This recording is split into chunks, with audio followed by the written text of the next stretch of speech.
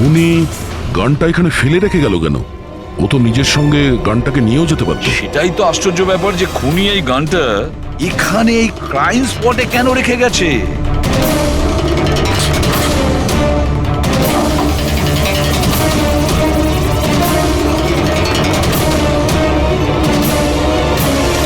Sir,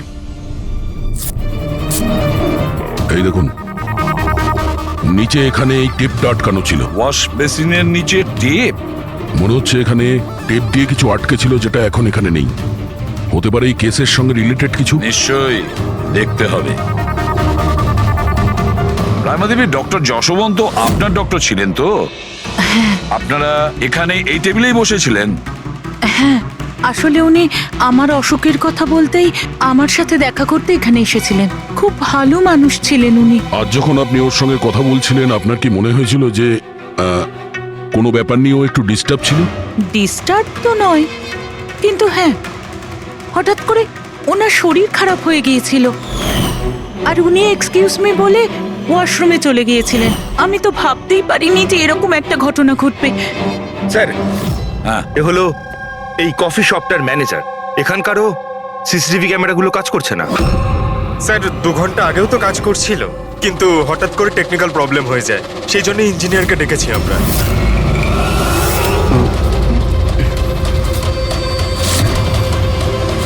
এই, একটু দাঁড়াও, এখানে এসো। হ্যালো স্যার, কেমন আছেন? আমার অবস্থা ছাড়ো, নিজেরটা বলো। তোমরা দুজনে এখানে কি করছো? এমনি ঘুরতে এসেছিলাম।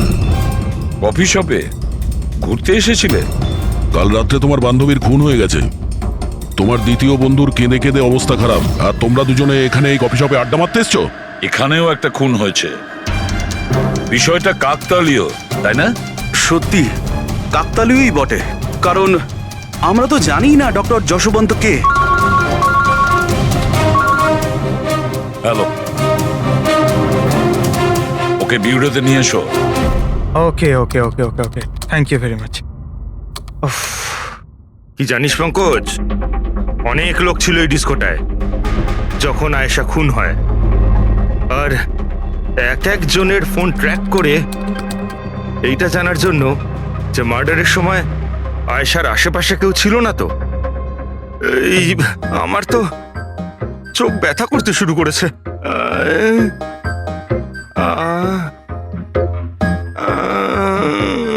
আরে স্যালাডগুলো চোখে লাগানো বন্ধ করুন ফেরি স্যার। আরো কত লোকের নাম্বার ট্রাই করতে হবে, কাজ করুন। ভগবান। সৌরভ, এখন তোমার শরীর কেমন? শরীরের আঘাত না হয় আজ নয় কাল ঠিক হয়েই যাবে স্যার, কিন্তু যা আমি ওই দিন দেখলাম সেটা হয়তো সারা জীবন কোনোদিনও ভুলতে পারবো না আমি। না আমি ওই পাবে যেতাম, আর না আমি আয়েশার চিৎকার শুনতে পেতাম। কিন্তু আয়েশার পিছন পিছন তো তুমি গিয়েছিলে।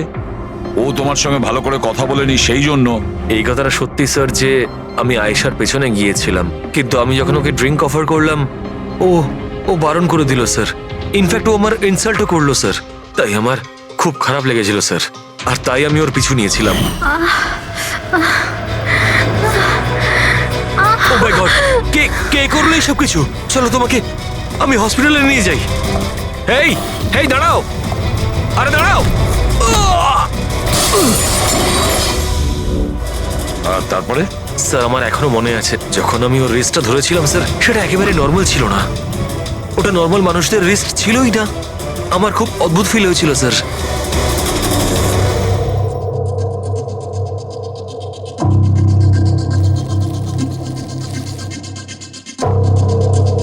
তাহলে আপনি বলছেন ডক্টর সালুকে যে এই বন্দুকের ওপর কিছু চটচটে লেগে আছে? হ্যাঁ, ওই চটচটে জিনিসটা রাবারের মতো, ওই যেমন সেলোটেপে হয় না, ওই রকম। সেলোটেপ গান? ও, তাহলে খুনি আগে থেকেই ওয়াশ বেসিনের নিচে গানটাকে লুকিয়ে রেখেছিল। তাহলে এই মার্ডার একটা প্ল্যান মার্ডার ছিল। হ্যাঁ, কিন্তু এই বন্দুকটা যেটা দিয়ে ভিকটিমকে খুন করা হয়েছে, আর এই কাঁচ যেটা দিয়ে আয়েশাকে খুন করা হয়েছে, এই দুটোতেই কোনো ফিঙ্গারপ্রিন্টস পাওয়া যায়নি। কিন্তু ভাই, এই কাঁচটার টুকরোর ওপর একটা বিশেষ ধরনের কেমিক্যাল লেগে আছে, যেমন ধরো প্লাস্টিক কেমিক্যাল। এখন কেন লাগানো ছিল, কি লাগানো ছিল সেটা জানতে হবে, কিন্তু এই দুটো কেমিক্যালই এই বন্দুকটাতেও লেগে আছে, দুটোতেই। ডক্টর সালুকে, আপনি তো বলছিলেন এই গানের মধ্যে ওই সেলোটেপের গাম লেগেছিল। সেটা তো ছিলই, তাছাড়া কেমিক্যালও আছে। ওটা ছাড়া এই কেমিক্যালও আছে? তার মানে এই দুটো মার্ডার, এদের দুটোর মধ্যে কোনো কানেকশন আছে? আর জুবিন আর প্রীতির ওই ক্রাইম সিনে থাকা কোনো কাকতালীয় ছিল না? একদম, তুমি একদম ঠিক বলছো দয়া। তোমার কথা আরো একটা জিনিস প্রমাণ করছে, এই দুটো লাশের উপরই আমি তেলের মতো ফেরোমন পেয়েছি। ফেরোমনস মানে ওই কেমিক্যাল যার থেকে গন্ধ আসে? হ্যাঁ, এই দুটো ভিকটিমেরই এদের দুজনের লাশের মধ্যে একই রকম গন্ধ। একটা ব্যাপার পরিষ্কার, হয়তো দুজনে একই রকম পারফিউম লাগাতো, বা দুজনের খুন একজনই করেছে। জেনারেলি একজন মহিলা লেডিস পারফিউম লাগায়, আর একজন পুরুষ জেন্টস পারফিউম, কিন্তু এই দুজনেই একই রকমের পারফিউম লাগিয়েছে, চান্সটা একটু কম। তার মানে এই দুজনের খুনি একজনই। আয়েশার মৃত্যুর ব্যাপারে দুটো কথা জানা গেছে। এক, ওর বন্ধু তানিশা বলেছে, আর দ্বিতীয়টা সৌরভ বলেছে। তানিশার কথা অনুযায়ী যে খুনি আয়েশাকে ওই পাপ থেকে পালিয়ে যেতে বলেছিল। পৃথিবীতে এমন কোন খুনি আছে সে যাকে খুন করতে গেছে তাকেই সে বলছে যে তুমি এখান থেকে পালিয়ে যাও? তাহলে খুন করতে গিয়েছিল কেন? না না না না না না, গোলমাল আছে, নিশ্চয়ই কোনো গোলমাল আছে। আর স্যার ওই দ্বিতীয় কথা কোনটা? আর একটা কথা সৌরভ বলেছে। সৌরভ বলেছে যে খুনির কবজি কেমন যেন অদ্ভুত ছিল, সাধারণ মানুষের মতন ছিল না ওর কবজি। হয়তো কবজিতে রিস্ট ওয়াচ কিংবা ব্রেসলেট ছিল। ফেডরিক, বুদ্ধিটাকে একটু কাজে লাগাও, বুঝেছো? স্যার, হ্যাঁ? স্যার দুটো ক্রাইম সিনেই একটা নম্বর কমন। সেটা কার? আয়েশার বয়ফ্রেন্ড বিশালের স্যার। বিশাল? বিশাল? এই বিশালকে তো কফি শপে দেখাই যায়নি, তাহলে কফি শপে গেল?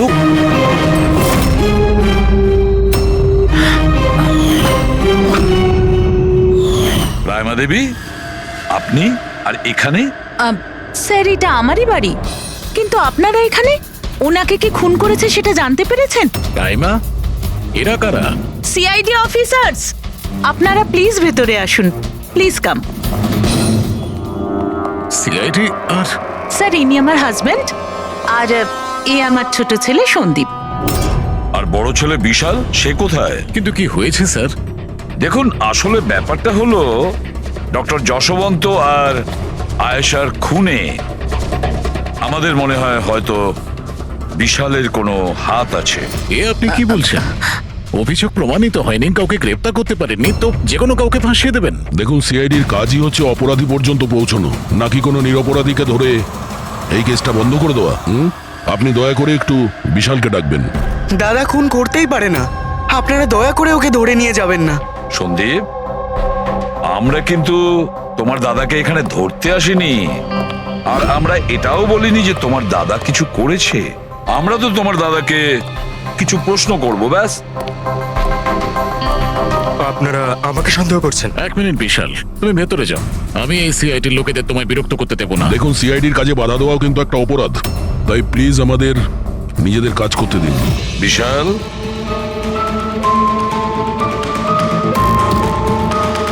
ডক্টর যশবন্ত খুন হয়েছেন ওই ক্যাফেতে, আর তুমি সেই মুহূর্তে ওই ক্যাফেতে ছিলে। কেন, কিসের জন্য গিয়েছিলে ওখানে তুমি?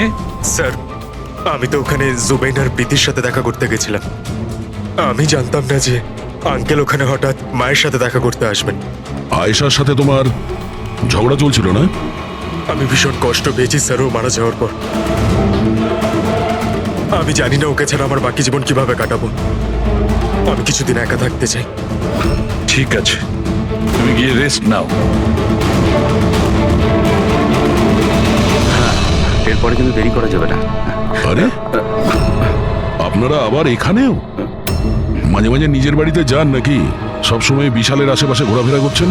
না স্যার, এমন কোনো কথা নয়। অ্যাকচুয়ালি ও খুব হতাশ হয়ে থাকে, ভাবলাম ওর সাথে থাকলে ভালো হয়। খুব গভীর বন্ধুত্ব, হ্যাঁ?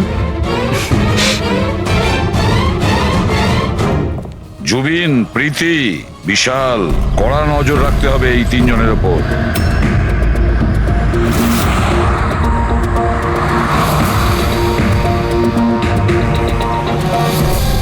তিনজনের বাড়িতে এমন ক্যামেরা ফিট করেছি না স্যার, একটা মাছি ঢুকলেও সব টের পেয়ে যাবো আমরা।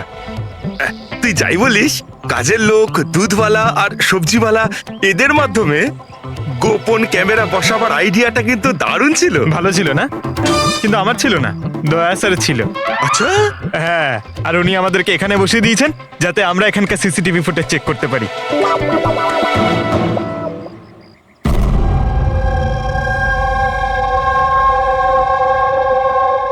আরে বস, বস একটা বড় সূত্র হাতে এসেছে যেটা এই কেসটার সলভ করতে সাহায্য করবে। সেটা কখন বলবে? আরে বলছি তো। আরে তাহলে বলো তাড়াতাড়ি। আরে ভাই, নিঃশ্বাস তো নিতে দাও।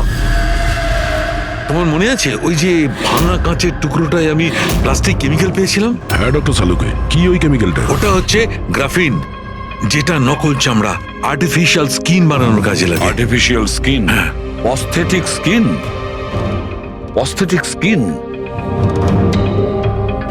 অস্থেটিক। দয়া, মনে আছে সৌরভ কি বলেছিল? যে খুনির হাতের ওপর ও অদ্ভুত কিছু দেখেছিল। Aesthetic skin, aesthetic arm. তাহলে কি এই খুন কোনো রোবটের মাধ্যমে হয়েছে? মানে খুনির ওইভাবে সাহায্য চাওয়া এটা তো নয় যে এই খুনটা আনইনটেনশনালি হয়েছে, না চাইতে? না দয়া, অনিচ্ছাকৃত খুন এভাবে হতে পারে না।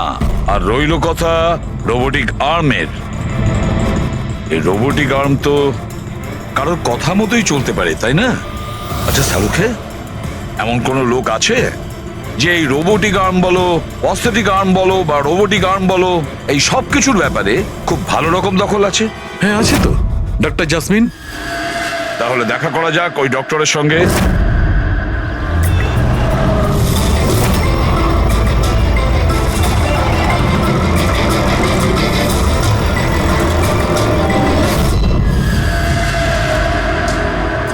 ডক্টর জাসমিন, আমরা এটা জানতে চাই যে যদি এই এরকম প্রস্থেটিক লাগানো হাত লাগানো হয়েছে, রোবোটিক আর্ম, তাহলে কি ওই হাত, ওই আর্ম অন্য কারোর ইনস্ট্রাকশনে কাজ করতে পারে? মানে নকল হাত লাগানো হয়েছে একে, কিন্তু এই হাত দিয়ে কি কাজ করাতে হবে তার কন্ট্রোল এর কাছে নেই, বিয়ের কাছে আছে, তাই তো? কারণ আমাদের সন্দেহ হচ্ছে যে খুন নিজের ইচ্ছায় করছে না, কেউ ওকে দিয়ে করাচ্ছে। স্যার, এটা শুনে যতটা কঠিন মনে হচ্ছে আসলে ততটা কঠিন নয়। হ্যালো, দামিনীকে একটু ভেতরে পাঠাও। হ্যাঁ, সেই রুগীটাই যার কাল টেস্ট হয়েছিল। রুগী?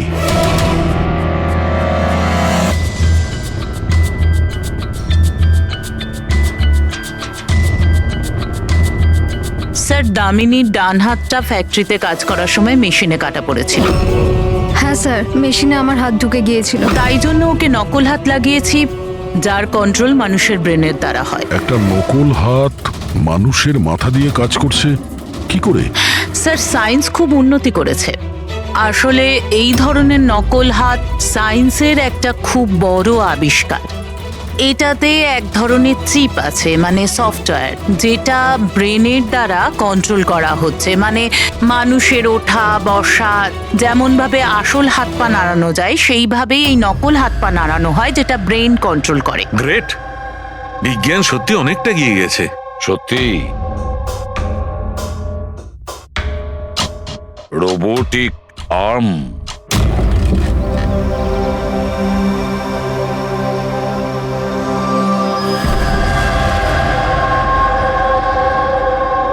বাই। ওরা ওখানে হাক করছে আর আমরা এখানে গাড়িতে বসে আছি।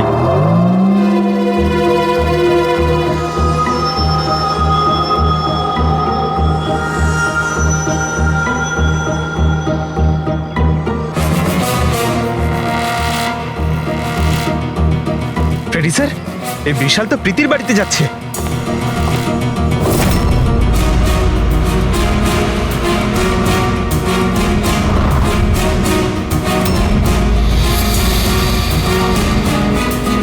বিশাল, তুমি টেনশন করো না, কেউ কিচ্ছু জানতে পারবে না।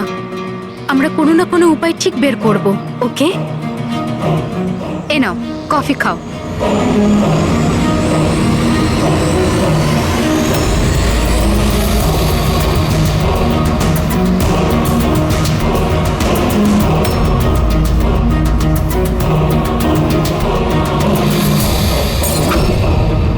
বিশাল, প্রীতি, আরে ওকে। প্রীতি পালাও।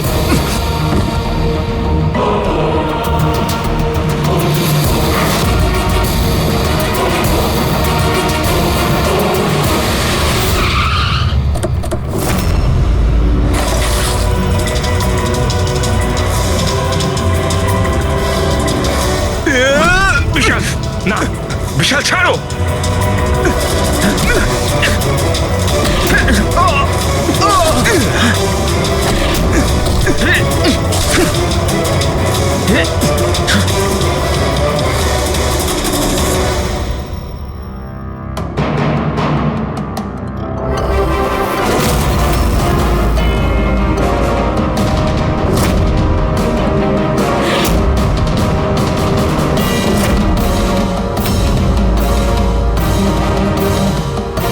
আমি স্বীকার করছি, আয়েশা আর ডক্টর আঙ্কেলকে খুন আমি করেছি স্যার।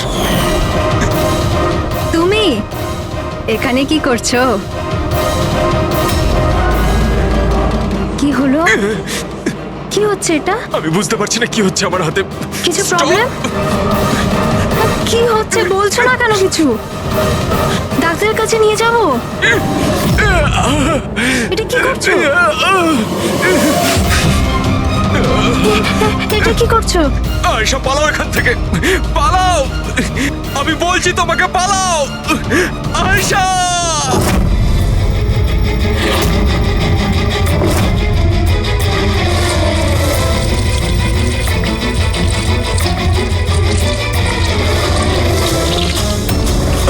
ডক্টর, পালিয়ে যাও এখান থেকে। কি করছো এগুলো? আমি কি করব স্যার? আমার নিজের হাতের উপরে কোনো কন্ট্রোল নেই। কি?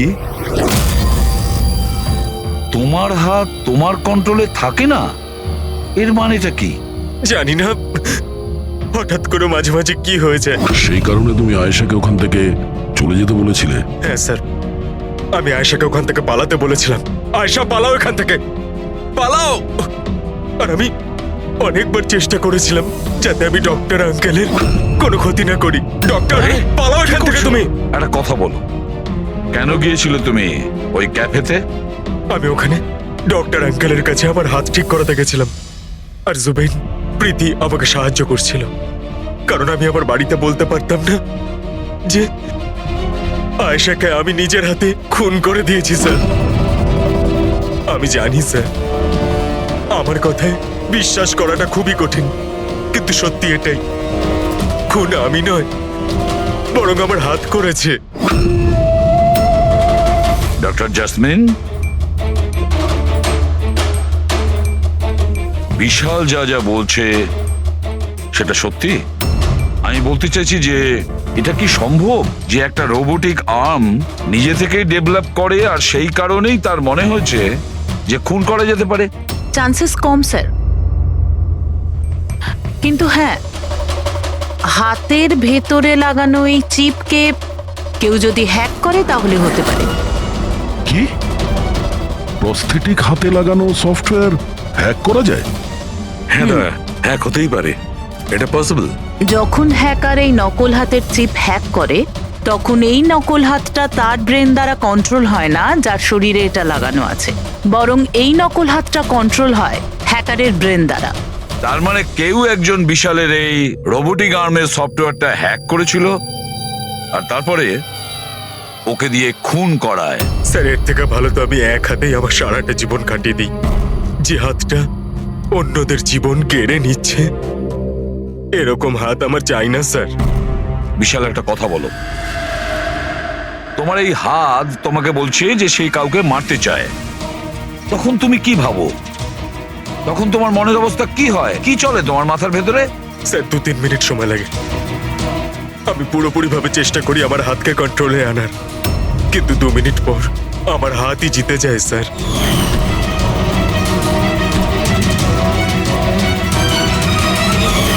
চিন্তা করো না, এবার আমরা তোমার এই রোবোটিক আর্মের ভেতরে একটা ট্রান্সমিটার ফিট করব, আর যার থেকে আমরা জানতে পারবো যে ও কাউকে মারতে চায় বা হয়তো কারোর থেকে ইনফরমেশন পাচ্ছে যে তুমি গিয়ে খুন করো, সেটাও আমরা জানতে পারবো। আচ্ছা বিশাল, একটা কথা বলো, তোমার আসল হাত হারালে কি করে? স্যার আমি গত বছর ঘুরতে যাচ্ছিলাম, সেখানে একটা রোড অ্যাক্সিডেন্ট হয়। ব্যাস। জীবনে আমাদের অনেকবার পরীক্ষা দিতে হয়। স্যার আমার পরীক্ষা তো শেষ হওয়ার নামই নিচ্ছে না। যখন নকল হাত নিয়ে সারাটা জীবন কাটাবো ভেবে নিলাম, তখন এই হাতটাই আমার জীবন শেষ করে দিচ্ছে স্যার। বিশাল, আমরা তোমাকে কথা দিচ্ছি, না তো তোমার একটা হাত দিয়ে জীবন কাটাতে হবে, আর না তো ওই আসল অপরাধী স্বাধীনভাবে ঘুরতে পারবে।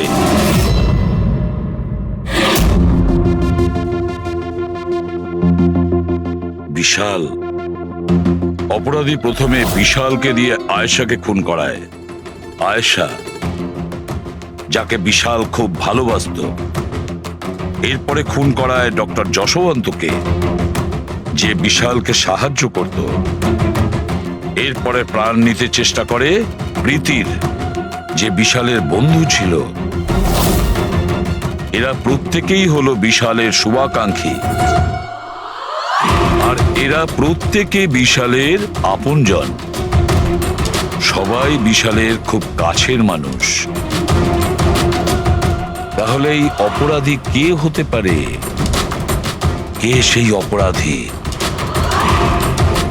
এও তো কোনো কাছের মানুষ হতে পারে, বিশালের কোনো আপনজন। পঙ্কজ, বিশালের অ্যাক্সিডেন্টের পুরো ডিটেল আমার চাই, A to Z। Hello sir, আমি Jashpal. Computer expert? Yes sir. Computer hack করতে পারো? যত বড়ই কম্পিউটার হোক বা সার্ভার, এক তড়িতে হ্যাক করতে পারি। রোবোটিক আর্মের সিস্টেম হ্যাক করতে হবে, পারবে? নিশ্চয়ই স্যার, পারবো। এতে সবকিছু পেয়ে যাবে। হয়ে যাবে স্যার। আর এটার জন্য আমি ট্রেস রাউটিং এর ইউজ করব। সেটা আবার কি? হ্যাঁ স্যার, এই টেকনোলজিটার সাহায্যে বিশালের আশেপাশে প্রত্যেকটা কম্পিউটারকে আমি দেখতে পাবো। মূলত মেশিনের মধ্যে যে হোস্ট নেম আর অ্যাড্রেস থাকে সেটাকেই হ্যাক করতে হয়। আচ্ছা। আর ট্রেস রাউটিং এর সাহায্যে আমরা শহরের যে কোনো জায়গায় বসে থাকা যে কোনো হ্যাকারকে খুব ইজিলি খুঁজে বের করতে পারবো। ফ্যান্টাস্টিক। আর যে বিশালের রোবোটিক আর্মের সিস্টেম হ্যাক করেছে, এবার আমরা ওর সিস্টেমকে হ্যাক করব।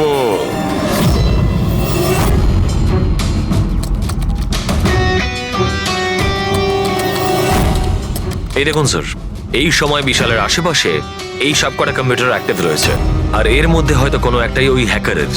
শুধু একবার জানতে পেরে যাই ওই কম্পিউটারটা কোনটা, তাহলেই কাজটা সহজ হয়ে যাবে। যশপাল, তাড়াতাড়ি করো, আমাদের হাতে সময় কম। বিশাল আজকে আমাকে বাড়িতে কেন ডাকলো? আঙ্কেল আন্টিও নেই, জানি না কি ব্যাপার।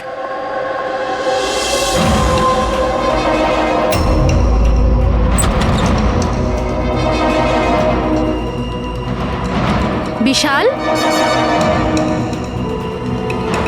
বিশাল। প্রীতি, তুমি জানো যে আমি তোমাকে মারার চেষ্টা করেছি, তবুও তুমি আমার কাছেই এলে।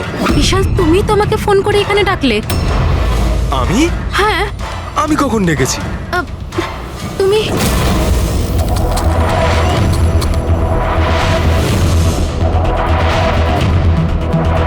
নো।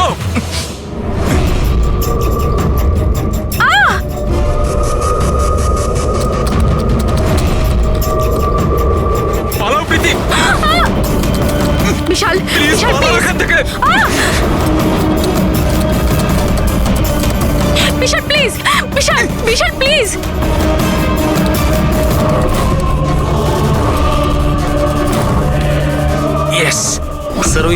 ইনফরমেশন পেয়ে গেছি।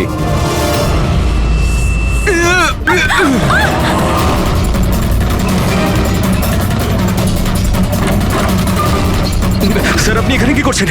বিশাল প্লিজ।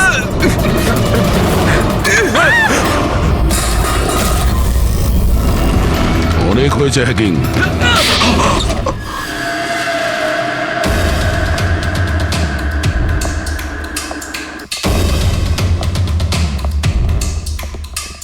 আবার এসে গেলেন আপনারা। এবার এটা যেন বলবেন না যে ওকে আপনারা ধরতে এসেছেন। আগে না, আমরা বিশালকে ধরতে আসিনি, খুনিকে ধরতে এসেছি, যে এই মুহূর্তে এখানে উপস্থিত। উনি এখানে? কি বলছেন আপনি? আপনি আপনার মিথ্যে অভিযোগ কার ওপর লাগাবেন? মনন বাবু, গত বছর একটা গাড়ির অ্যাক্সিডেন্ট হয়েছিল খান্ডালাতে। 3 জন ছিল ওই গাড়িতে।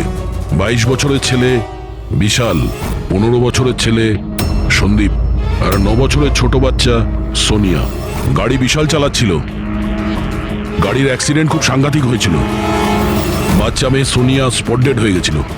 আর সন্দীপ প্যারালাইজড হয়ে গেছিল। ও এখনো চলতে পারে না। এসব আপনি কি করে জানলেন আঙ্কেল? ওই অ্যাক্সিডেন্টে সব থেকে কম আঘাত লেগেছে বিশালের, তবে যে আঘাতটা লেগেছে সেটাও কম নয়। বিশালের নিজের হাতটা হারাতে হয়েছে। আর তাছাড়া বিশাল আপনার সৎ ছেলে, তাই না? স্যার, বিশাল আমার কাছে নিজের সন্তানের মতোই। আমি আপনাকে রিকোয়েস্ট করছি, আপনি বিশালকে আমার সৎ ছেলে বলবেন না। আই এম সরি মদন বাবু, যদি সব বাবা আপনার মতন ভাবতো তাহলে তো ভালোই হতো। যদি রায়মা দেবী এভাবে ভাবতেন। কি রায়মা দেবী? আচ্ছা, আপনার মনে অনেক রাগ জমে আছে, তাই না বিশালের জন্য? কারণ বিশালের জন্য আপনি আপনার নিজের মেয়েকে হারিয়েছেন, আর আপনার নিজের ছেলে সারা জীবন চলাফেরা করতে পারবে না। আপনি কি বলতে চাইছেন? আমরা কি বলতে চাইছি ওটা এক্ষুনি জেনে যাবেন। পঙ্কজ,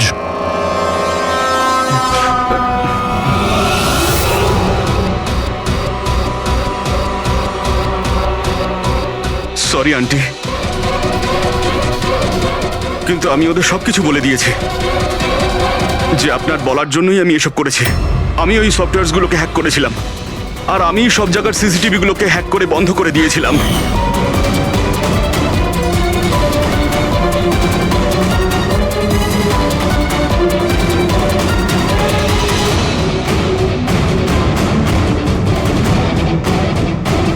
বিশালের থেকে প্রতিশোধ নেওয়ার জন্য আমি ওর গার্লফ্রেন্ডকে মেরেছিলাম।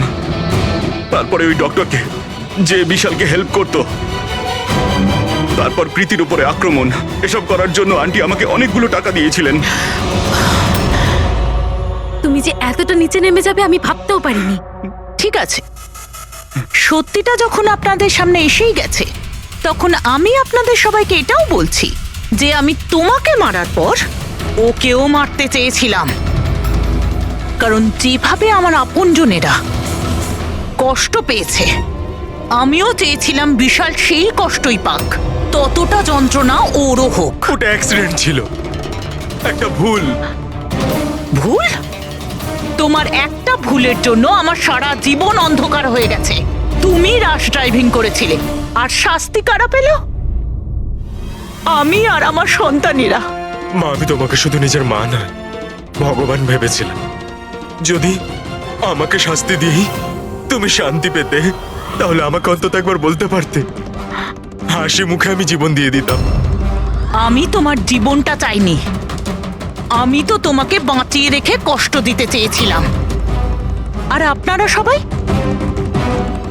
আমাকে দোষ দিতে পারেন না, কারণ আমি যা করেছি সেটা আমার মায়ের মমতার জন্য করেছি। রায়মা দেবী, মা শব্দের অর্থ আপনি জানেন না, সেজন্যই আপনি এত বড় অপরাধ করেছেন। আরে মা তো সেই হয় যে শুধু নিজের নয়, অন্যের সন্তানকেও স্নেহ ভালোবাসা দিয়ে আগলে রাখতে পারে। বিশাল হয়তো আপনার গর্ভের সন্তান নয়, কিন্তু মা বলে তো ও ডাকতো, ও আপনাদের পরিবারেরই একটা অংশ।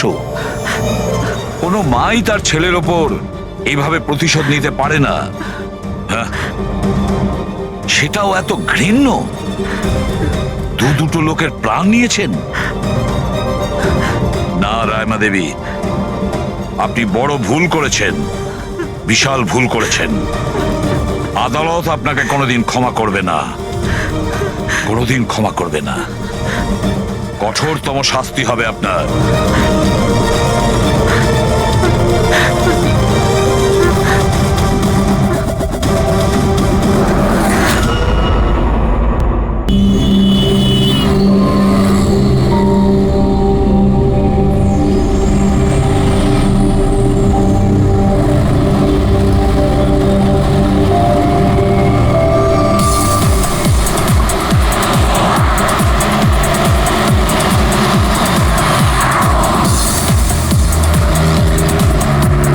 আরে সাহেব সাহেব সাহেব সাহেব, এটা নিন না। আরে দেখুন না দেখুন না দেখুন না, একটু ধরে দেখুন না, অনেক ডিসকাউন্ট পাবেন। অর্ধেক দামে দিয়ে দেবো আমি। না, না, চাই না। আরে একবার দেখুন না, অনেক ভালো কোয়ালিটির এটা। আরে ভাই, একবার আরে বললাম না, দেখুন চাই না। দেখুন না, কোয়ালিটি দেখুন না।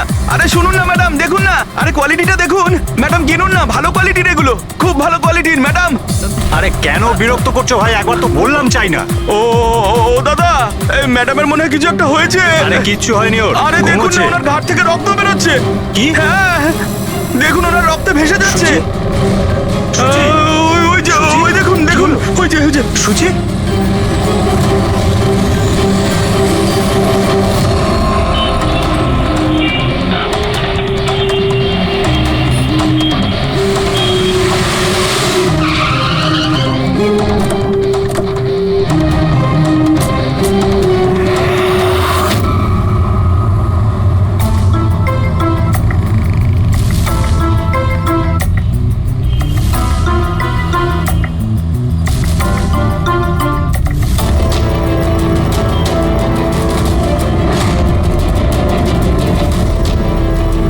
অনেক রক্ত বেরিয়েছে, মনে হচ্ছে গুলি অনেকক্ষণ আগে চলেছে।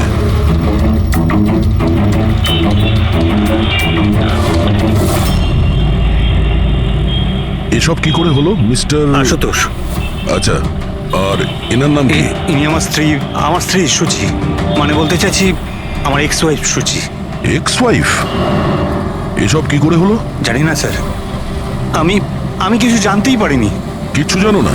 তোমার এক্স ওয়াইফ তোমার পাশের সিটে বসেছিল, গুলি চললো, তুমি কিচ্ছু জানো না? এটা কি করে সম্ভব? আমার হাজব্যান্ড কখনো মিথ্যে বলেন না। উনি যখন বলছেন উনি জানেন না, আই এম শিওর যে উনি কিছু জানেন না। আপনি আমি মিহিকা, ওনার প্রেজেন্ট ওয়াইফ। মিস্টার আশুতোষ, যখন সুচির গুলি লাগে আর পিছনের কাঁচটা ভেঙে যায় তখন নিশ্চয়ই শব্দ হয়েছিল, আর আপনি আমাদের বলছেন আপনি কিছুই জানেন না। আসলে গাড়ির মধ্যে খুব জোরে মিউজিক সিস্টেম বাজছিল আর সুচি ঘুমিয়েছিল। আমি কিচ্ছু বুঝতে পারিনি।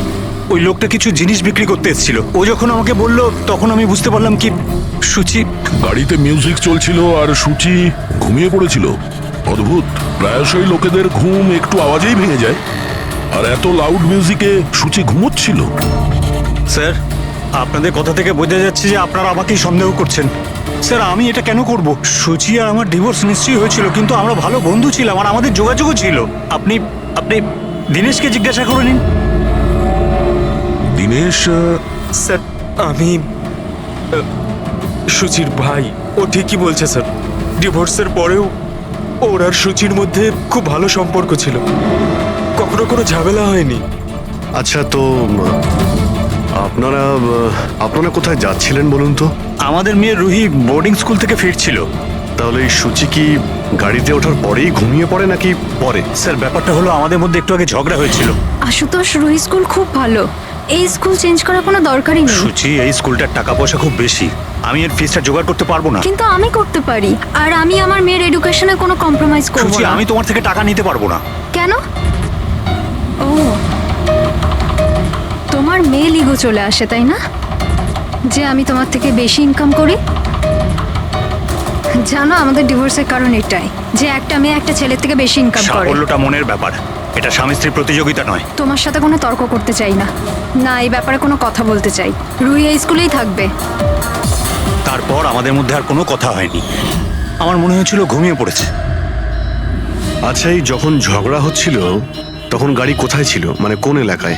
স্যার, লিংক রোডের সিগন্যালে, কেপি থিয়েটারের পাশেই। আর তারপর কোন রাস্তায় গেছিলেন আপনারা? সেখান থেকে স্যার আমি লেফট নিলাম, ওই সামনে ফ্লাইওভারটা আর দেখে। সোজা এখানে চলে এসেছেন? হ্যাঁ স্যার।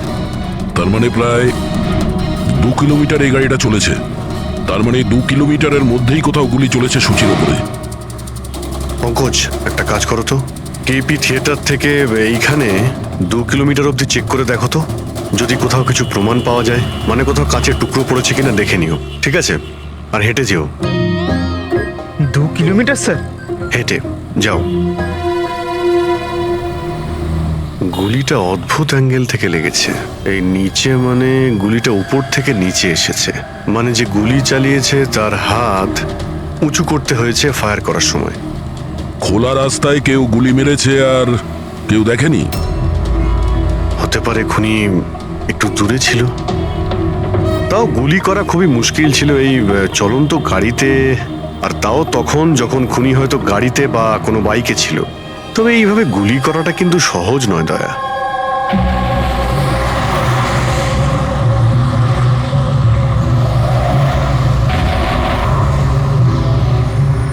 রাস্তায় কোথাও গাড়ি দাঁড় করিয়েছিলে তুমি? সিগন্যালে দাঁড়িয়েছিলাম একবার, ব্যাস, আর কোথাও নয়। যদি সিগন্যালেও কেউ গুলি চালায় কিংবা অন্য কোথা থেকেও যদি গুলি চালায়, তাহলে এম করার সময় তো টাইম লাগবে। তাহলে কেউ গুলি মারতে কাউকে দেখলো না কি করে? হ্যালো, হ্যাঁ স্যার, ঠিক আছে স্যার, আমরা পৌঁছাচ্ছি। কি হয়েছে? এসিপি স্যারের ফোন ছিল, আর একটা লাশ পাওয়া গেছে কামরি ব্রিজের নিচে।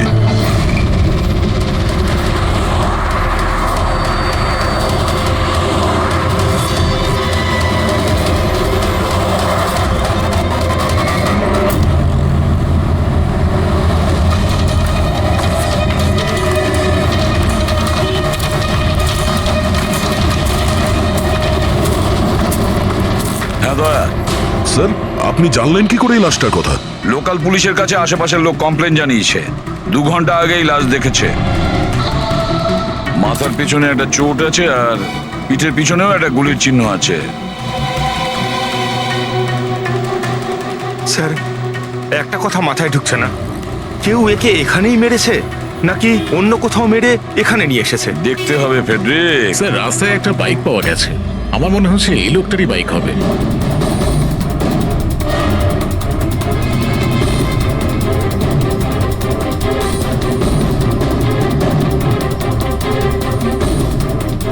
Skid mark. স্যার, মনে হচ্ছে এই লোকটা বাইকে যাচ্ছিল, কেউ পেছন থেকে গুলি করে দিয়েছে। ডিসব্যালেন্স হয়ে গেছে, গাড়ি বাইক স্কিড হয়ে এখানে কারোর সঙ্গে ধাক্কা লাগিয়েছে, আর ওর বডি এখানে নিচে পড়ে গেছে। মাথায় চোট ওই সময় লেগেছে স্যার।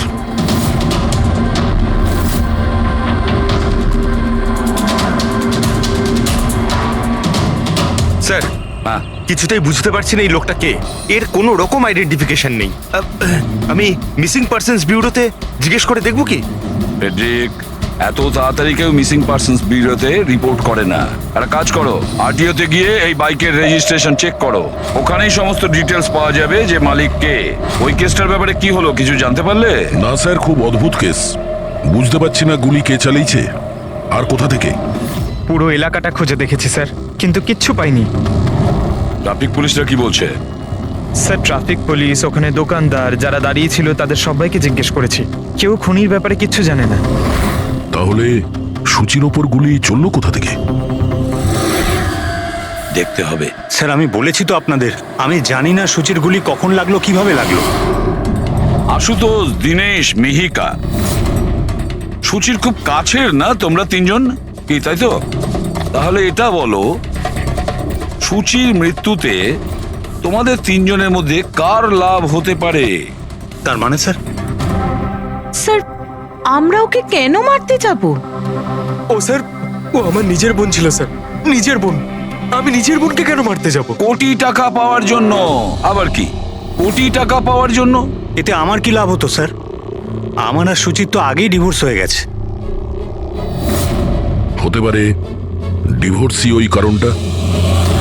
ডিভোর্সের পরেও আমি আর সুচি অত্যন্ত ভালো বন্ধু ছিলাম, বন্ধুর মতোই মিশতাম আমরা। এটাও তো হতে পারে যে তোমার প্রথমা স্ত্রীর সঙ্গে যে সম্পর্ক ছিল সেটা হয়তো দ্বিতীয় স্ত্রীর পছন্দ ছিল না।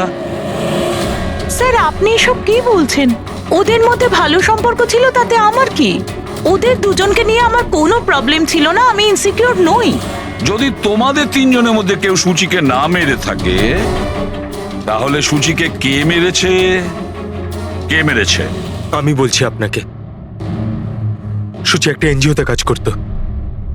ও ওখানে একজন অ্যাকাউন্টেন্টের পর্দা ফাঁস করে দিয়েছিল, কারণ ওই মেয়েটা টাকা পয়সা নিয়ে গন্ডগোল করছিল।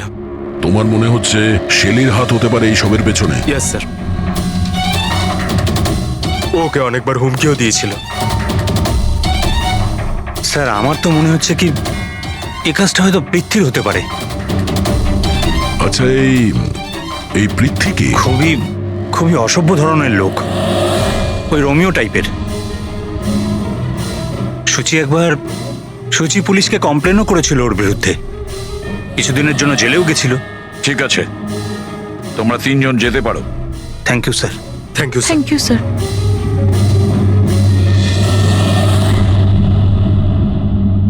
স্যার, তিনজনকেই বিশ্বাস হচ্ছে না। এই তিনজনের উপর কড়া নজর রাখো। আর দয়া স্যার, শেলি আর পৃথ্বী, ওদের দুজনকে বিউরোতে ডাকো। স্যার, হ্যাঁ, আরটিও থেকে বাইকের মালিকের খবর পেয়ে গেছি। স্যার পৃথ্বী আর শেলির ফোন আনরিচেবল আসছে, তাই আমি ফ্রেডিকে বলেছি ওদের মোবাইল ফোনটা ট্রেস করতে। এ তো আমাদের ডেলিভারি বয় বিবেক। স্যার আমাদের বাইক তো ওই চালাতো। স্যার ওকে কে মেরে দিল? সেটা খোঁজারই চেষ্টা করছি। আচ্ছা, এই বিবেকের কারোর সঙ্গে কোনো শত্রুতা ছিল কি? না স্যার, ও তো খুবই সাদাসিধে ভালো ছেলে ছিল। কবে থেকে কাজ করছিল এখানে? গত 1 মাস ধরে রাজস্থান থেকে এসেছিল, খুব পরিশ্রমী ছিল। স্যার ও তো শহরে কাউকে চিনতও না। এ কোথায় যাচ্ছিল ডেলিভারি করতে? কোথাও নয় স্যার, আজ তো ওর ছুটি ছিল, ওই জন্য আমার বাইক নিয়ে ঘুরতে বেরিয়েছিল। আচ্ছা, ওর বাড়ির অ্যাড্রেস দিতে পারবেন? স্যার ওর বাড়ির অ্যাড্রেস তো নেই, ও এই দোকানেই শুতো। আচ্ছা, জিনিসপত্র কিছু? স্যার এই ওর একটা বাক্স আছে। এটা?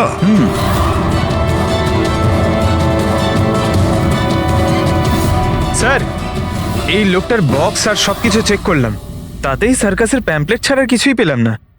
হয় ও সার্কাস খুবই পছন্দ করত, না হলে নিজের ফ্রি টাইমে প্যাম্পলেট বানিয়ে টাকা রোজগার করত। এটা এমন একটা মার্ডার যাতে কোনো সাসপেক্টই নেই। আচ্ছা, বিবেকের মতো এই ধরনের গরিব লোকদের মেরে কার কি লাভ হতে পারে? সেটাই তো।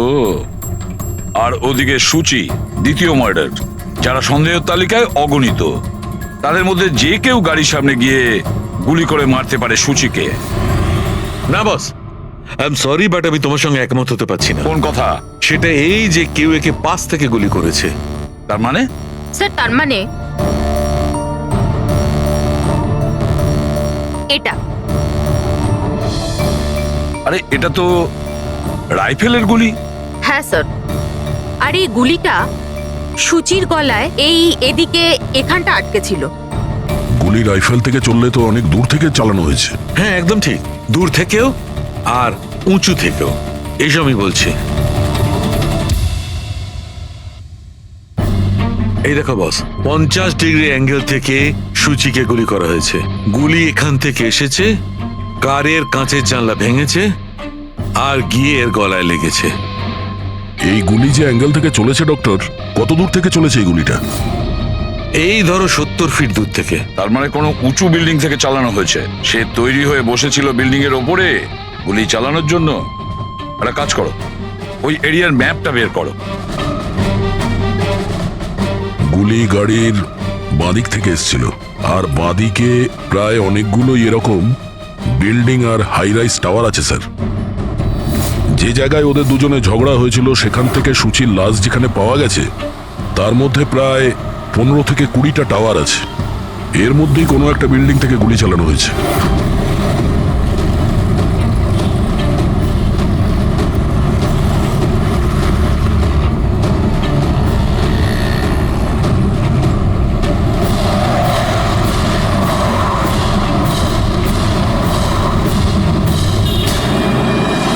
বাস ঠিক আছে।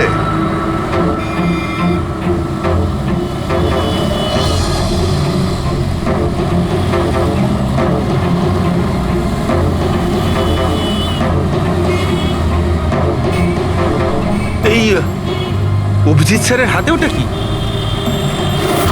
মার কাছে ফ্রেডি, ঠিক সেই হাইটে যে হাইটে সূচির গুলি লেগেছিল।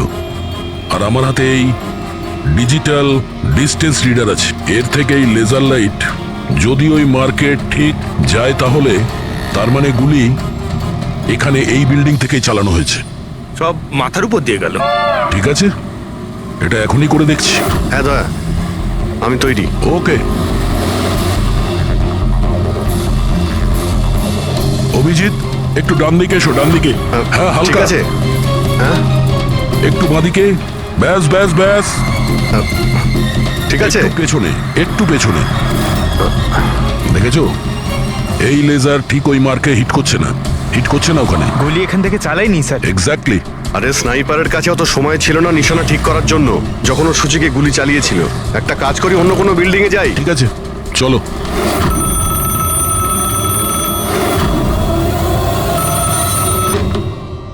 হ্যালো। হ্যাঁ হ্যালো, আচ্ছা এটা কি ফ্যান্টাসি সার্কাস জয়পুর রাজস্থানের অফিস? হ্যাঁ ঠিকই, বলুন। দেখুন, আমি মুম্বাই সিআইডি থেকে এসিপি পদ্মুমান বলছি। আপনার ওখানে কোনো বিবেক নামে কেউ কাজ করতো? হ্যাঁ হ্যাঁ, বিবেককে আমি চিনি তো। ও এই সার্কাসেই কাজ করতো। কেন, কি হয়েছে? কি কাজ করতো বলতে পারবেন আপনি? দেখুন স্যার, আপনার সঙ্গে সারাদিন ফোনে কথা বললে আমার শো ক্যান্সেল হয়ে যাবে। আমি আপনার কথা আমার মালিককে বলে দিচ্ছি, উনি আপনাকে ফোন করে নেবেন। ঠিক আছে? হ্যালো।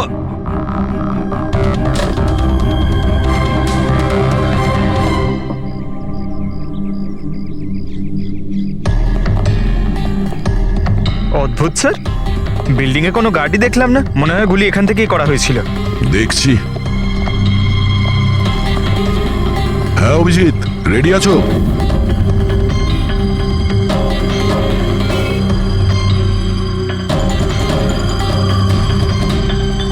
না অভিজিৎ, এখান থেকে টার্গেট ঠিকঠাক লাগছে না। একটু ডান দিকে এসো, ডান দিকে। আর একটু। হ্যাঁ, পারফেক্ট পারফেক্ট। এখানে লেগে গেছে নিশানা।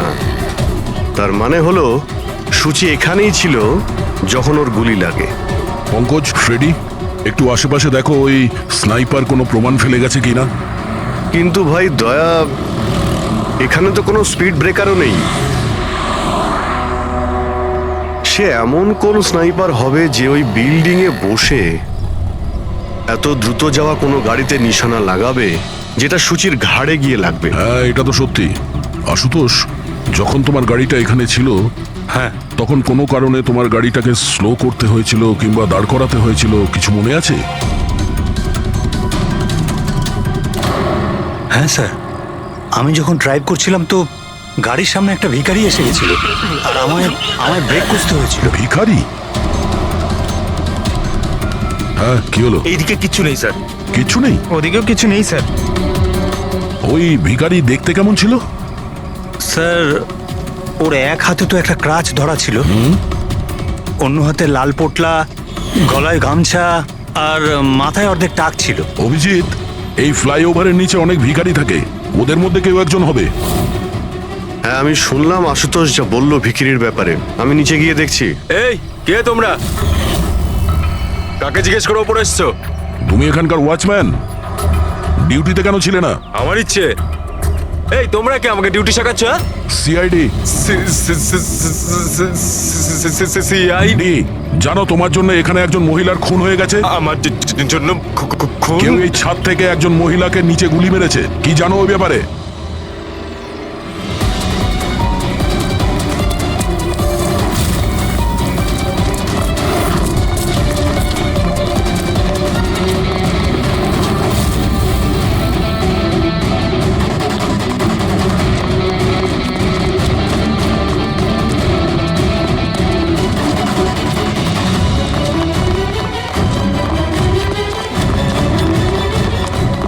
এই দাঁড়া বলছি। স্যার, স্যার আমি কিছু করিনি স্যার। স্যার আমাকে ছেড়ে দিন স্যার, আমি কিছু করিনি। কিচ্ছু করিসনি, কিচ্ছু করিসনি তুই। চল। আমি ভয় পেয়ে গেছিলাম স্যার। কেন ভয় পেয়েছিলি? কি জানিস এই খুনের ব্যাপারে? স্যার, আমি টাকা নিয়েছিলাম, কিন্তু এটা বলেনি যে ও কাউকে খুন করতে চলেছে স্যার। কে ছিল ওই লোকটা? আগে কোনোদিনও দেখিনি স্যার। ও বলেছিল যে ও বিল্ডিং এর ছাদে গিয়ে ওর গার্লফ্রেন্ডকে প্রপোজ করতে চায়। স্যার ও 2 ঘন্টার জন্য 15,000 টাকা দিয়েছিল স্যার। আমি তো এত টাকা এক মাসেও কামাইনি স্যার কোনোদিনও। স্যার ও হেলমেট পরেছিল আর চোখে চশমাও ছিল।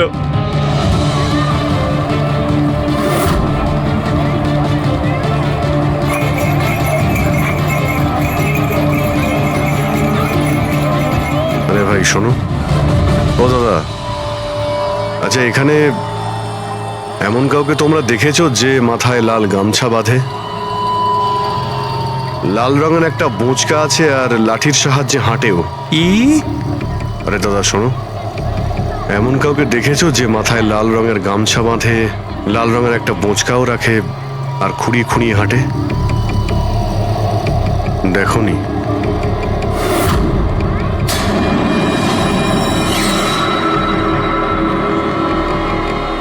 আরে ভাই শোনো, আরে ভাই শোনো, একটু কথা আছে। এই যে আরে এই কি করছো ভাই? দাঁড়াও, আরে ভাই দাঁড়াও।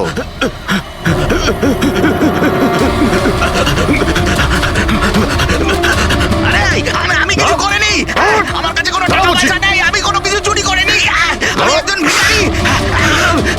আরে ছেড়ে না তুই আমাকে। ল্যাংড়া সাজার নাটক করছিস? তুই জানিস ল্যাংড়াদের কতটা কষ্ট হয়? আরে কতবার করে বলবো, আমার কাছে কিছু নেই, আমি রাস্তার ভিখারি, আমি সত্যি বলছি। এই, তুই সেদিন ইচ্ছে করে লাল গাড়ির সামনে পড়েছিলি না? কোন লাল গাড়ি? আমি কোনো লাল গাড়ির সাথে আসিনি তো। স্যার এটা কি গুন্ডামি হচ্ছে? আপনি ওকে ছেড়ে দিন, এটা কিন্তু ঠিক হচ্ছে না, আমি বলে দিচ্ছি কিন্তু।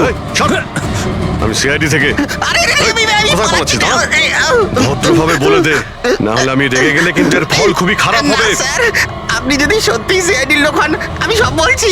একটা লোক আমাকে টাকা দিয়েছিল এসব করার জন্য, আর ও বলেছিল যে যখনই একটা লাল গাড়ি আসবে তার সামনে পড়ে যেতে, তাই আমি করেছিলাম স্যার। তুই কি করে জানলি যে লাল গাড়ি কখন আসবে? ওই ছাদে একটা লোক দাঁড়িয়ে আমাকে ইশারা করছিল, ওই রকমই। ও যে ইশারা করবে আমি তখনই লাল গাড়ির সামনে উল্টে পড়ে যাব। প্ল্যান ছিল স্যার। জানিস একটা মহিলার খুন হয়ে গেছে তোর এই প্ল্যানের জন্য? সাহেব আমাকে ক্ষমা করে দিন, দেখুন আমি রাস্তার একজন ভিখারি। ঠিক আছে, তুই এটা বল ওই লোকটা দেখতে কেমন ছিল? ওই স্যার, ও হেলমেট পরেছিল, মোটরসাইকেলে এসেছিল, আমি তো ওর মুখটা দেখতেই পাইনি। আরে ভাই কিছু তো দেখেছিলি, কিছু তো শুনেছিলি? ওর একটা ফোন এসেছিল, ফোনে বলছিল যে তাড়াতাড়ি দেখা করতে এসো, আর উত্তরে বললো যে আমি ওখানে পৌঁছচ্ছি। কোথায় কোথায় পৌঁছতে বলছিল, তোর মনে আছে কিছু? হ্যাঁ, মনে পড়েছে, ভান্ডুপ মিল। ভান্ডুপ মিল? ভান্ডুপ মিল? আচ্ছা ঠিক আছে, ঠিক আছে, ফিরে এসো, আমি স্যারকে ইনফর্ম করছি। Okay sir. হ্যাঁ, অভিজিৎ ভান্ডুপ মিল থেকে ফিরে আসছে। ও বলছে যে মিল একদম ফাঁকা পড়ে আছে, কোনো প্রমাণই ওর হাতে পড়েনি। খুনি তো ওখান থেকেই পালিয়ে গেছে। হতে পারে অভিজিৎ পৌঁছানোর আগেই ওখান থেকে ও পালিয়ে গেছে। পঙ্কজ। হ্যাঁ স্যার। পঙ্কজ একটা কাজ করো, যখন সূচির গুলি লেগেছিল ঠিক ওই সময়ে ওই এরিয়াতে কতগুলো মোবাইল অ্যাক্টিভ ছিল খোঁজ নাও। স্নাইপারের ফোন ওদের মধ্যেই কারোর হবে। স্যার। হ্যাঁ হ্যাঁ পঙ্কজ, এটাও দেখো ওর মধ্যে কতজন লোক ভান্ডুপ মিলে গেছিল। স্যার।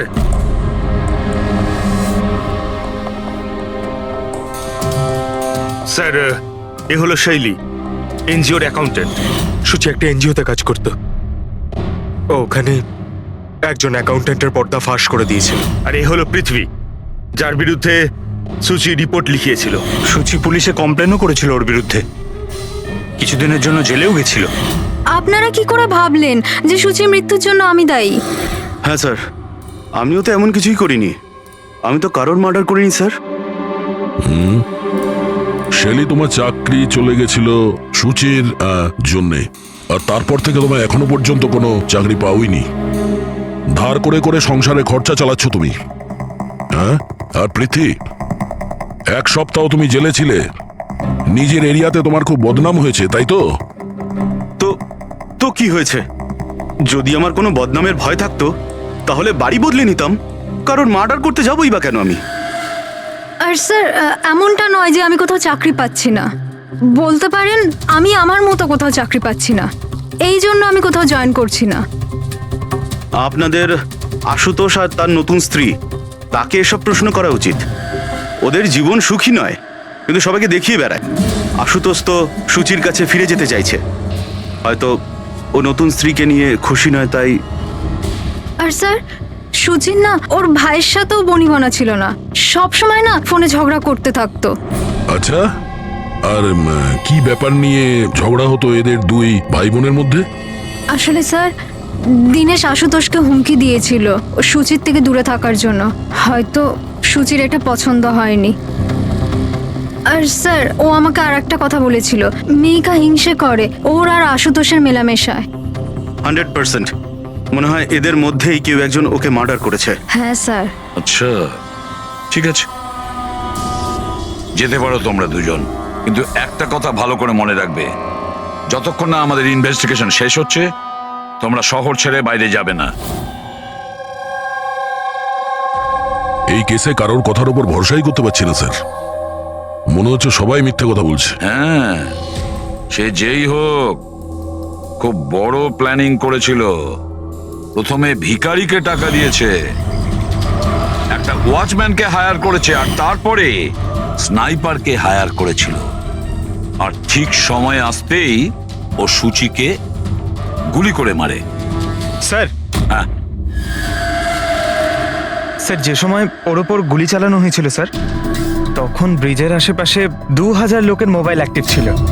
তাহলে ওই সময় কোন মোবাইল ফোন পাণ্ডু মিলের দিকে গিয়েছিল? একটা নাম্বার গিয়েছিল, কিন্তু সেটা প্রাইভেট নাম্বার, তাই ট্র্যাক করতে পারিনি। আর কি বলতে পারো এই নম্বরের ব্যাপারে? এটাই স্যার, ওটা মিল অব্দি গেছিল কিন্তু দাঁড়ায়নি, ওটা সোজা কামরি ব্রিজের দিকে চলে গেছিল, আর ওখান থেকে সিগন্যাল পাওয়া যাচ্ছিল না। কামরি ব্রিজ? স্যার, বিবেকের লাশটাও তো আমরা ওখানেই পেয়েছি, এটা কোনো কোইন্সিডেন্ট হতে পারে না। রাজস্থানে বিবেকের বাড়িতে ফোন করি, ওর ব্যাপারে পুলিশ কি ইনফরমেশন জোগাড় করলো জানতে হবে। দয়া, এই বিবেকও তো খুনি হতে পারে। কেউ বিবেককে খুন করে দিয়েছে? একজন খুনির খুন? অনেক কিছুই হতে পারে ফেডরিক, এই কেসে অনেক।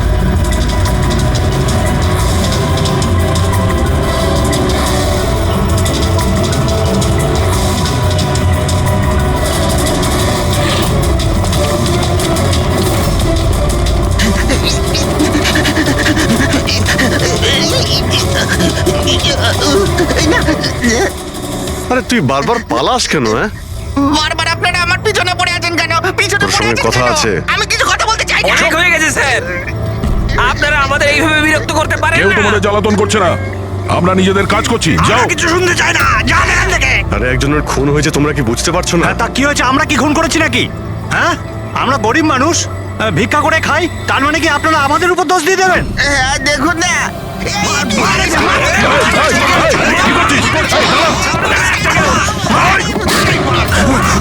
অভিজিৎ, তুমি ঠিক আছো? আরে না, ও নো, রক্ত বেরোচ্ছে। কি করলে তোমরা? হ্যাঁ, এই দেখ, এই লোকটা টাকা দিয়েছিল তোকে। স্যার, ও মারা গেছে। হ্যাঁ, ও মারা গেছে। ভালো করে দেখ, এটা কি সেই লোকটা যে তোকে গাড়ির সামনে করতে বলেছিল? একটু জুম জুম করুন।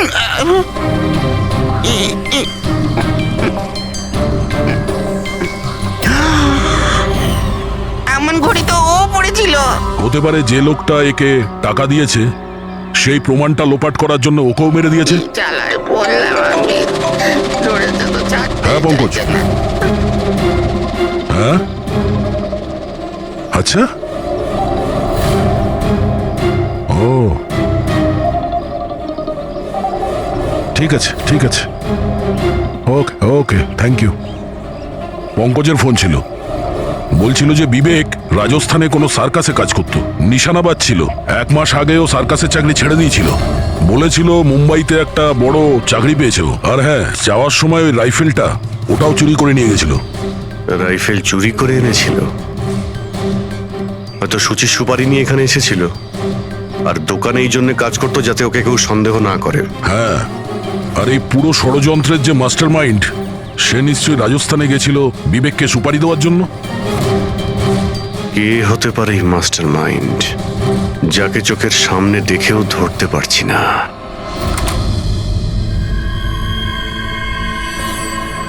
আরে মিস্টার আশু, স্যার আপনারা এখানে? মিস্টার আশু, ওই লোকটার ব্যাপারে জানতে পেরে গেছি যে সুচিকে গুলি করেছিল। Wow, that's a great news. আপনারা ধরেছেন ওনাকে? বিবেক নাম ওর। আপনারা কোনো বিবেককে চেনেন? না তো। অদ্ভুত ব্যাপার, আপনি কোনো বিবেককে চেনেন না, কিন্তু 15 বার কল করেছেন আপনি আপনার ফোন থেকে বিবেককে। কি বলছেন? আমি যখন বলছি কোনো বিবেককে জানিই না, তাহলে তাহলে আমি ওকে ফোন কেন করবো স্যার? শুধু এটাই নয়, ওর সঙ্গে দেখা করতে তুমি রাজস্থানেও গিয়েছিলে। সার্কাসে ওর গুলি চালানোর ক্ষমতাটা দেখে তোমার এত পছন্দ হয়েছিল যে সুচিকে মারার কন্ট্রাক্টও দিয়ে দিয়েছিল ওকে। 1 মিনিট স্যার, 1 মিনিট।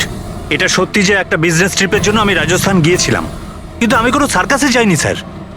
আর আমি যখন কোনো বিবেককে চিনি না, তো তাকে ফোন কেন করবো? তাহলে কি তোমার এই ফোন রেকর্ড মিথ্যে কথা বলছে? স্যার, এটা হতে পারে কি আমার ফোন থেকে অন্য কেউ ওকে ফোনটা করেছে আমার না থাকার সুযোগে।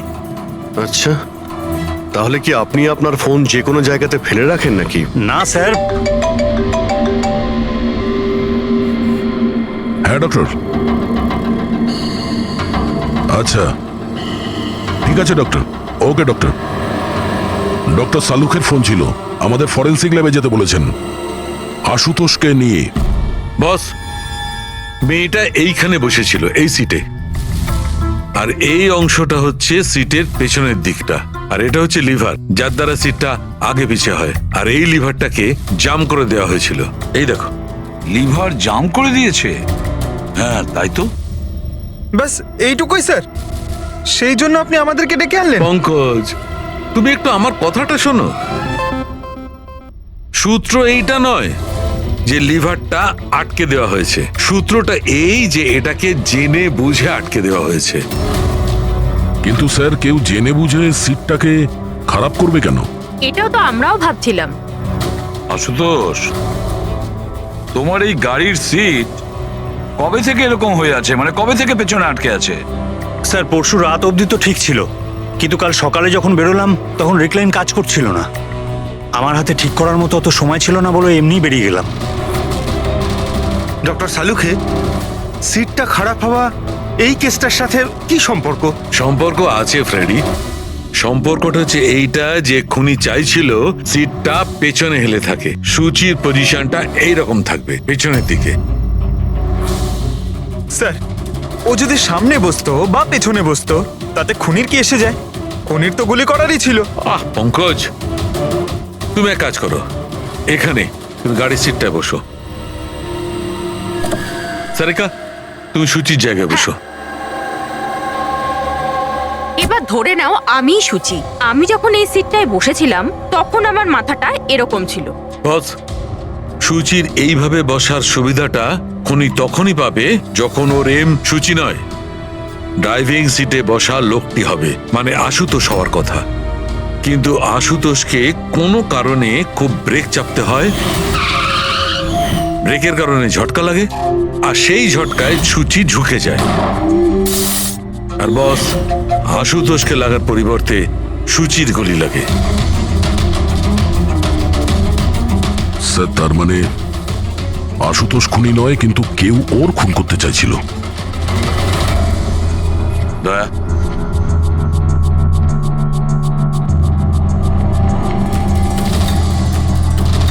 আশুতোষ। হ্যাঁ স্যার। তুমি একটা কথা বলো, তোমার কি কোনো শত্রু আছে? এমন কোনো শত্রু যে তোমাকে প্রাণে মেরে ফেলতে চায়? ভেবে চিনতে বলো, ভাবো। না স্যার, আমার কারোর সাথে কোনো শত্রুতা নেই। না আশুতোষ, কেউ তো নিশ্চয়ই হবে যে তোমাকে প্রাণে মেরে ফেলতে চায়, তোমার সিটের লিভারটা জাম করে দিয়েছে। না স্যার, এটা তো হতেই পারে না, কারণ এই গাড়িটার একটাই মাত্র চাবি, আর সেটা সবসময় আমার কাছেই থাকে। আমি তো কিছুই বুঝতে পারছি না আমি স্যার, যে এসব কি করে হলো। কোনো ব্যাপার নয় আশুতোষ, ও যেই হোক না কেন আমরা খোঁজার চেষ্টা করব যে কে তোমাকে মারার চেষ্টা করছে। ঠিক আছে, চলো যাই, চলে এসো। হ্যাঁ স্যার। স্যার, স্যার, আমরা আশুতোষকে ছেড়ে দিলাম কেন? খুনি যদি আবার ওর ওপর আক্রমণ করে তাহলে? দেখে যাও তুমি পঙ্কজ, এবার আমরা আশুতোষের প্রতিটা মুভমেন্ট ট্র্যাক করব, সব কথা আমরা শুনতে পাবো। স্যার, সেটা কিভাবে? দয়া যে ট্রান্সমিটার বাগ লাগিয়ে দিয়েছে,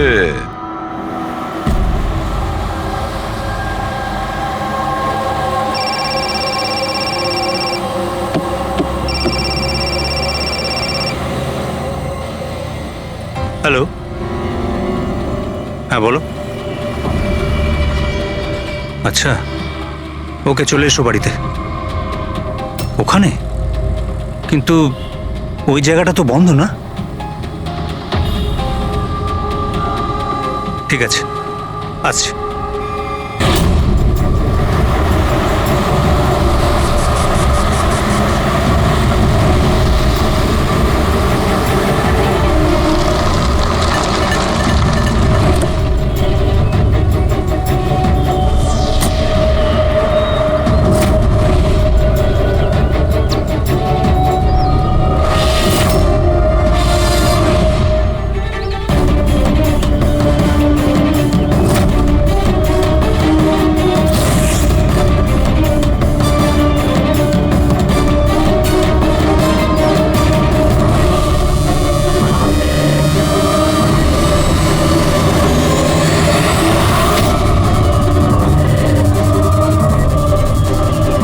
এটা কি করছো?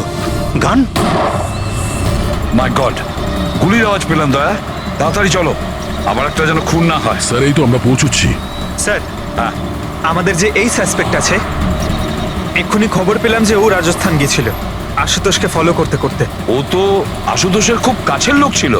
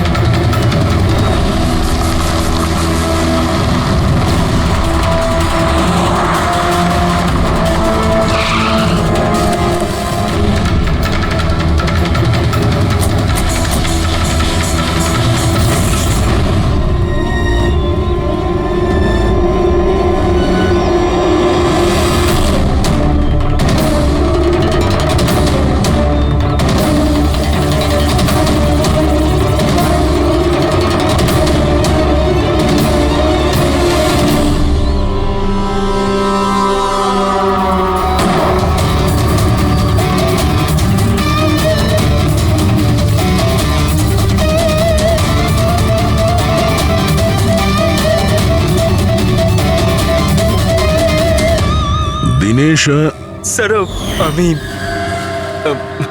সুচির ভাই। মরে গেছে স্যার। আমি আমি কিছু করিনি স্যার। এ আমাকে মারতে চেয়েছিল। এই আমায় মারতে চেয়েছিল। কেন মারতে চেয়েছিল এ? স্যার, এর মনে হতো যে এর বোনের সর্বনাশের জন্য আমিই দায়ী। বিয়ের পর সুচি ডিপ্রেশনে চলে গেছিল, আর তাই ও নিজেই নিজেকে মারারও চেষ্টা করেছিল। আর এই সমস্ত আমি কিছুই জানতাম না স্যার, একদমই জানতাম না। আর আমার এই না জানার কারণেই এই দুজনের মৃত্যুর কারণ আমি হয়ে গেলাম স্যার। এটা সম্পূর্ণ না জানার কারণে। পঙ্কজ, একে ছায়া নিয়ে বসাও, ঠিক ফরেন্সিক ল্যাবে পাঠিয়ে দাও।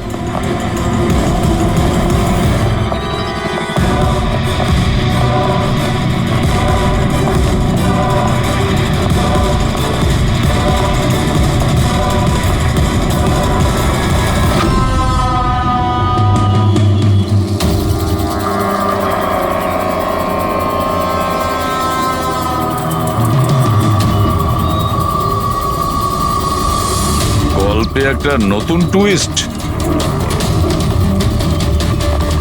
আশুতোষ,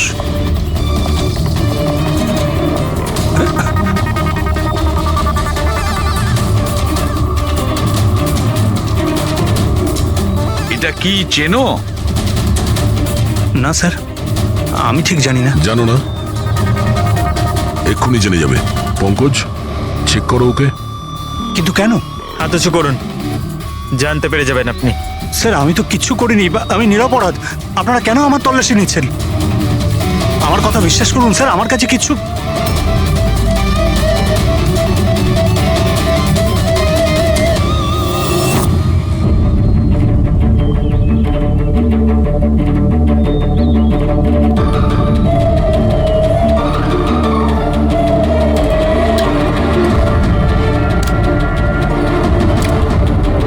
স্যার, এই নিন। ও, রাবার বুলেটস। আমি জানি না স্যার যে এর থেকে কি প্রমাণ হচ্ছে। কি প্রমাণ হয়? হ্যাঁ, তুমি এই বন্দুক দিয়ে দিনেশের খুন করেছো, আসল বুলেট দিয়ে। হ্যাঁ, তাহলে এই গানটা কি করে এলো তোমার কাছে? আর ওই নকল রাবার বুলেট ওটা কি করে ফায়ার হলো আর কখন? স্যার প্ল্যান আমিই করেছিলাম, A to Z পুরো প্ল্যান আমার। সুচির মৃত্যু, দীনেশের মৃত্যু, আর ওই প্ল্যানটাও এই জন্য যে আপনাদের মনে হয় যে সুচির মৃত্যুটা ভুল করে হয়েছে, কিন্তু আসল টার্গেট আমিই ছিলাম। আর আপনাদের সন্দেহ যাতে দীনেশের উপর যায়, কিন্তু সমস্ত প্ল্যানটা নষ্ট হয়ে গেল, সবকিছু জলে গেল। কেন মেরেছো তুমি সুচিকে? সুচিকে মেরে তুমি কি পেলে? সুচি আমার মেয়ে রুহিকে নিয়ে চিরকালের জন্য দেশ ছেড়ে চলে যেতে চেয়েছিল, আর এই কথাটাও আমার কাছে লুকিয়েছিল। আপনারাই বলুন স্যার, আমার একমাত্র মেয়েকে নিজের থেকে দূর কিভাবে করতে দিতাম? আর সেই জন্য তুমি বিবেক মানে একজন শার্প শুটারকে টাকা দিয়েছো নিজের স্ত্রী সুচিকে মেরে ফেলার জন্য, আর যেই ও তোমার কাজ শেষ করেছে ওকেও মেরে দিয়েছো। তুমি দীনেশকে কি এমন কথা বলেছিলে যে ও মারার জন্য তোমাকে এখানে চলে এলো? আমি আমার ওয়াইফকে দীনেশের কাছে পাঠালাম। কি? হ্যাঁ দীনেশ, আমি এক্ষুনি জানতে পারলাম যে আশুতোষই তোমার বোনকে মেরেছে, আর ও তোমাকেও মারতে চায়। না না, আমি ওকে ছাড়বো না, মেরেই ফেলবো আমি ওকে। দীনেশ, পাগল হয়ে গেছো নাকি? খুন করবে তুমি? ও আমার বোনকে মেরে ফেলেছে, আমি ওকে ছাড়বো না। আমার বোনকে এভাবে মেরে ফেলার আগেও একবারও ভাবলো না। না, যাই হয়ে যাক না কেন আমি ওকে ছাড়বো না, দীনেশ, আমি ওকে কিছুতেই দীনেশ, ছাড়বো না। দাঁড়াও, আমার কথা শোনো। আর সুযোগ পেয়ে ওর বন্দুকটা বদলে দিল। তাহলে দীনেশ তোমার উপর যে গুলিটা চালাচ্ছিল সেটা নকল ছিল? হ্যাঁ, মারপিটের সময় আমি ওই গানটা বদলে দিয়েছিলাম, যাতে আপনাদের মনে হয় কি আত্মরক্ষার জন্য আমি দীনেশকে মেরেছিলাম, আর আপনাদের সামনে আমি নিরপরাধ বলে সাব্যস্ত হই। কি রেখে গেলে তোমার ছেলের জন্য? না মা না বাবা। ওই সন্তানকে পাওয়ার জন্য তুমি ওরই মাকে মেরে ফেলেছো, আর এই অপরাধে তুমিও আজীবন জেলের গড়াদের পেছনে থাকবে। বলো আশুতোষ, কি পেলে তুমি নিজের ছেলেকে এভাবে অনাথ করে? কি পেলে?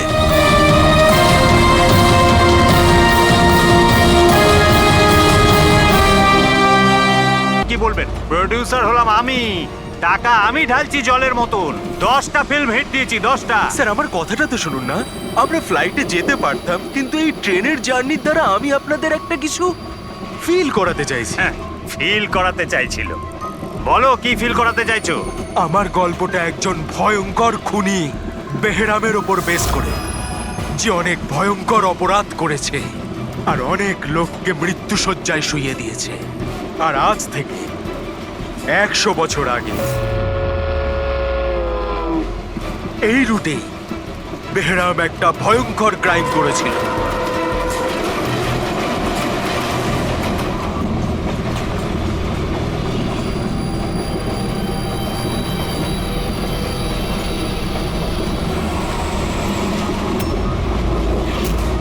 এই রক্ত কি করে?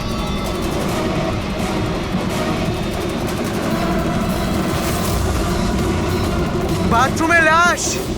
আরে কি হয়েছে? কি হয়েছে? কি হয়েছে? দেখছি আমি। কি হয়েছে? তুমি বসো না এখানে ভাই। শোনো এবার গল্পটা। 100 বছর আগে ট্রেনটা টানেলের ভিতরে ঢোকে।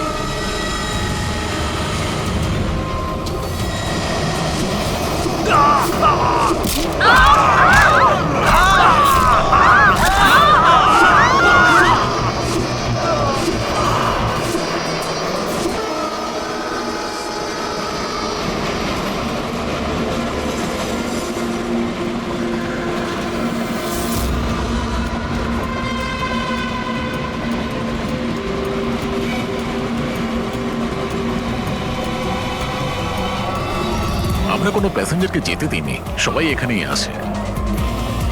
এই সরো সরো সরো সরো সরো সরো সরো সরুন সরুন সরুন, আসুন স্যার।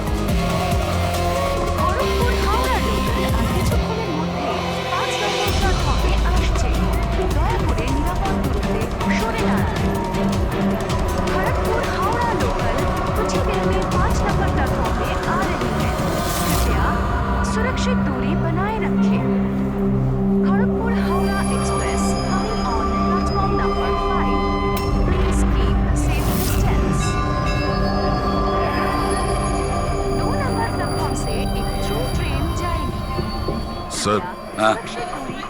কারোর শরীরে কোনো আঘাতের দাগই নেই স্যার। সবার মৃত্যু ঘাড় ভেঙে যাওয়ার জন্য হয়েছে স্যার। দেখো তো একটু চেক করো, দেখো কারো আইডেন্টিটি পাওয়া যায় কিনা, এদের জিনিসপত্রও চেক করো। বাইরের লোকগুলোকে জিজ্ঞাসাবাদ করি। আচ্ছা, আপনারা কেউ কি কিছু বলতে পারবেন? এসব কিভাবে হলো, কে খুন করতে পারে? হ্যাঁ স্যার, কম্পার্টমেন্টে অন্ধকার ছিল, এই জন্য দেখতে পারিনি স্যার। দিনের বেলায় কম্পার্টমেন্টের ভিতরে অন্ধকার কি করে? স্যার, ট্রেন সুড়ঙ্গ দিয়ে যাচ্ছিল,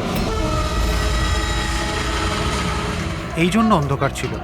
আর ওই অন্ধকারের সুযোগ নিয়েছে ও, আর এদেরকে মেরে ফেলেছে।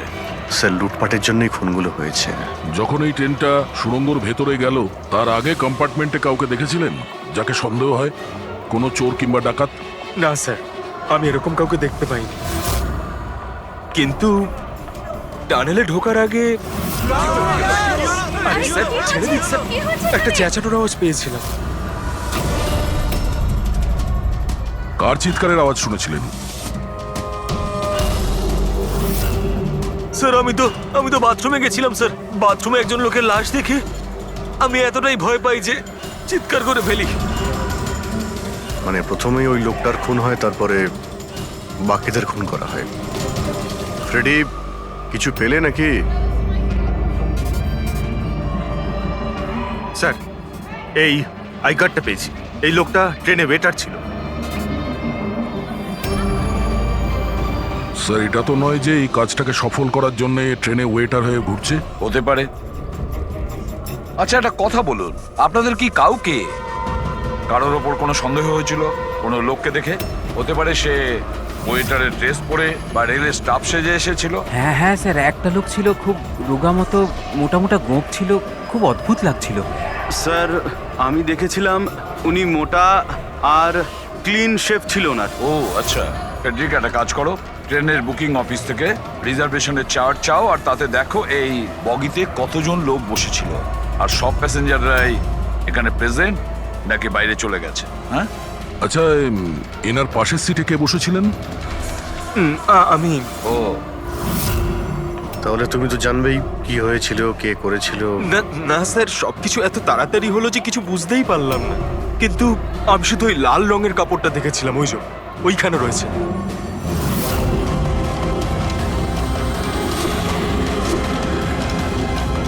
ওটাকে বাইরে নিয়ে এসো তো।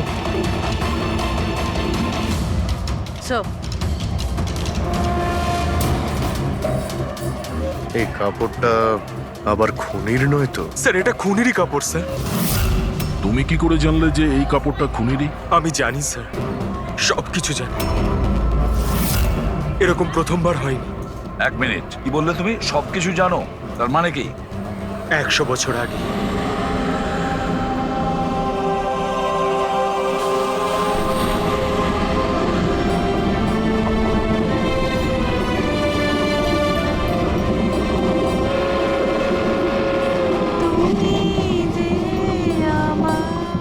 এই বহরাম তো সবার জীবন অতিষ্ঠ করে রেখেছে। এই দেখুন, আমি তো শুনেছি ও অশুভ শক্তির সঙ্গে কথাও বলতে পারে। হ্যাঁ, কিন্তু ওর মুখ কিন্তু কেউ দেখেনি। সে কি? হ্যাঁ, আর ধরে নাও যদি আমাদের সামনে দিয়ে চলে যায় বা আমাদের পাশে এসে বসে, কেউ এটা বুঝতেই পারবো না যে ওই হলো বেহরা। সেটা তো ঠিক কথা।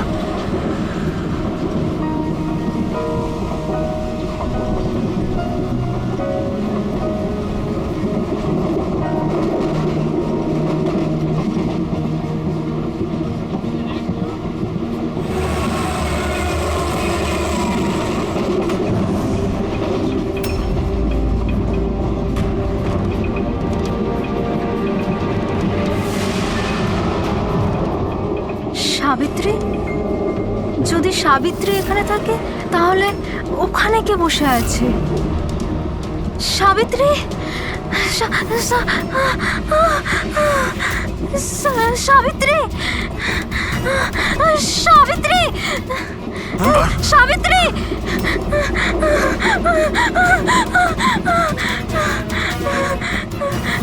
সাবিত্রী, কোন সাবিত্রী? তো এখানে বসে আছে।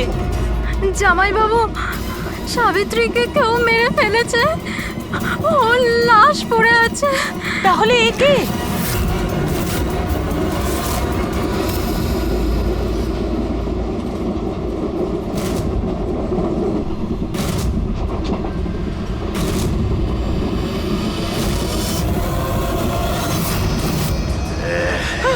বেচে গেছে।